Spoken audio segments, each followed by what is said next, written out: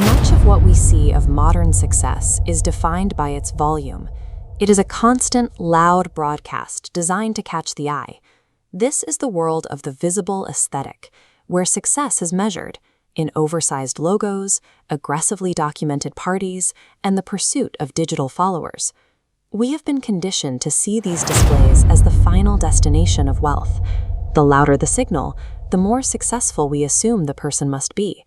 But often, this hyper-visible lifestyle is a performance, a display built for an audience, rather than a reflection of true financial permanence. When you look at the truly wealthy, the noise disappears. You find them in isolated locations, far from the cameras, in spaces defined by their silence. This chart tracks net worth against public visibility. As wealth approaches the top 0.01%, an individual's digital and public footprint drops significantly. These figures aren't just private, they are actively invisible.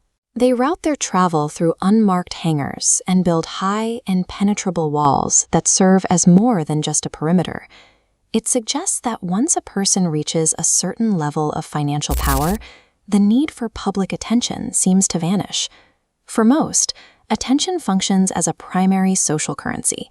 It is how the middle class and the newly wealthy verify their standing within the group. This drive is rooted in evolution. Signaling status to the tribe was once a way to secure resources and ensure individual survival. Today, that signal takes the form of flashy brands and public flexes.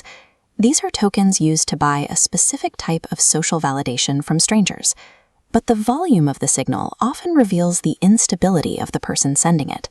The most aggressive bragging frequently correlates with a lack of actual financial security.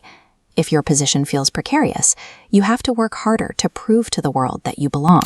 In this context, public attention is a tool for those who still need external approval to anchor their place in the social hierarchy. When wealth becomes generational, the internal reward system for status changes.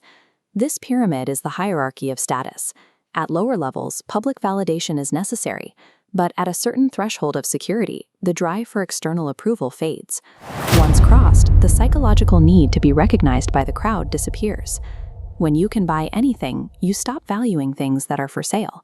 Instead, you prioritize the things that cannot be purchased over a counter: anonymity and peace. This internal shift creates a physical reality. The ultra-wealthy build an entire world designed specifically to facilitate their disappearance. It is quiet luxury without branding, hidden underground transit systems, complex legal structures, and keeping names off public records. While an influencer relies on being seen to maintain their value, a billionaire relies on obscurity to maintain theirs. Their homes are often massive estates designed to look empty or uninviting from the street, built to provide a life completely shielded from view. At this level, power is measured by the strength of the barriers you can place between yourself and the rest of the world. Look back at the loud displays of the influencer. Through this lens, those luxury logos no longer look like markers of success. They look like signals intended for an audience that the truly wealthy have already left behind. The person who slips quietly out of an unmarked building, unnoticed by the crowd, is the one actually holding the leverage. The absence of a public footprint suggests they are playing an economic game that doesn't require the public's permission or participation. The final evolution of status is the choice to erase one's public identity. This level of wealth provides more than just high-end goods.